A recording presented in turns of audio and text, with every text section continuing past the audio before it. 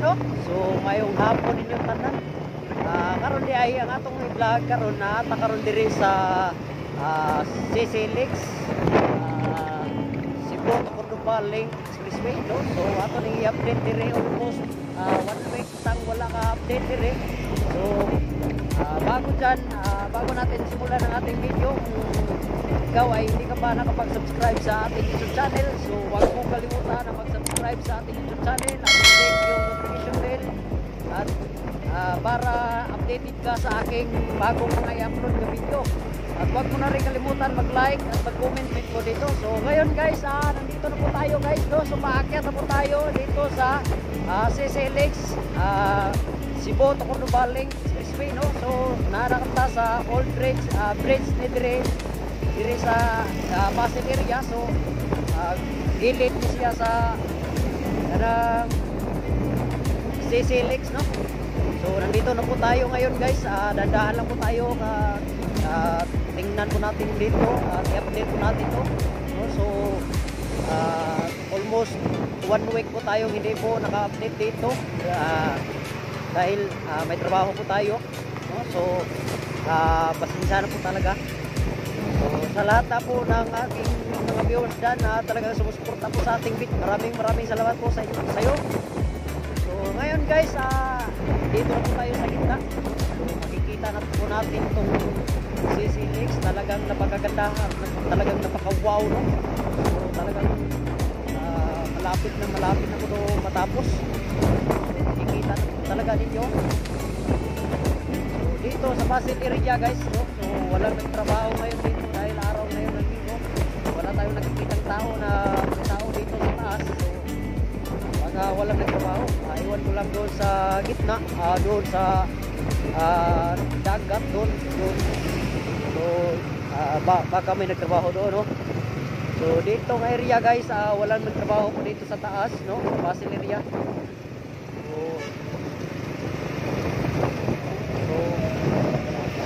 talagang napakaganda ito guys no. So kita ninyo guys na talagang yun at saka yung kabila malapit nang nagkadikit no. So nasa 1/4 na lang yung kulang no? So dyan dadaan yung barko no. Yan na lang po ang kulang. So i-check po natin doon sa kabila no. So tingnan po natin doon. So talagang napakaganda itong project na to no. So talagang napaka-wow. So yung poste, yung haligi dito guys, napakalaki no. So talagang amazing itong project na to sa Cebu no. So 30 billion budget na. So punta po tayo doon sa kabila guys.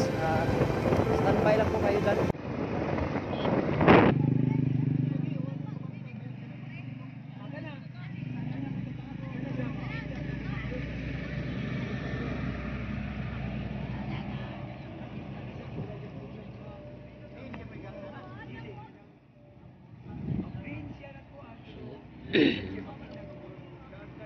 Dito po tayo ngayon sa gilid ng seawalk.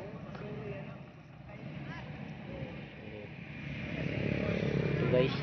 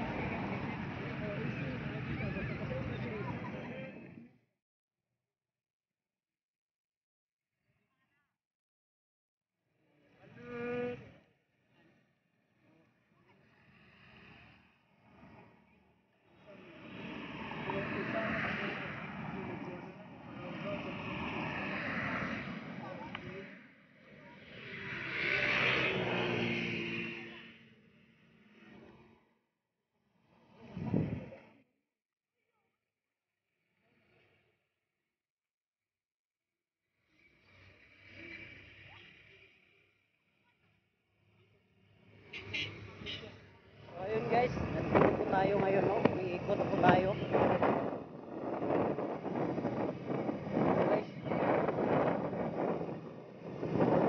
ikot po tayo sa Cebu City. Galing po tayo ng Cebu City.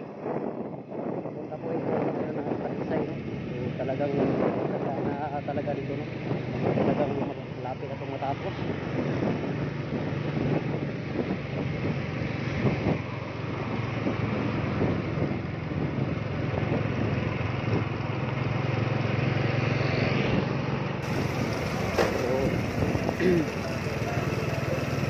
Ito na. So, dandahan lang po tayo sa takbo. So, medyo hindi naman maraming sasakyan. Kunti lang naman. So, itong poste na to, no, guys, no? Sobrang laki.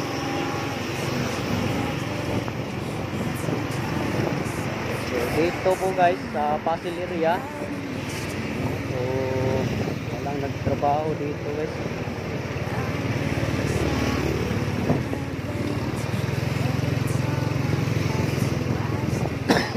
Ganun pa rin nung pumunta po tayo dito 1 week nung isang linggo.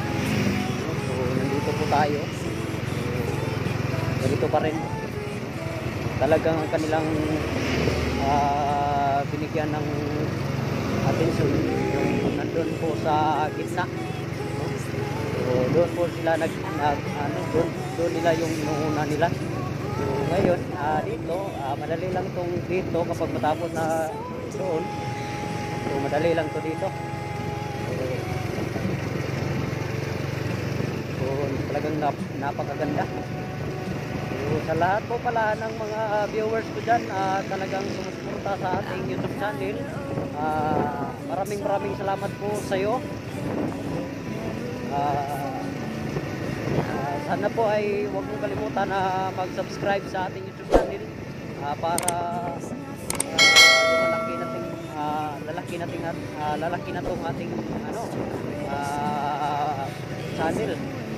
At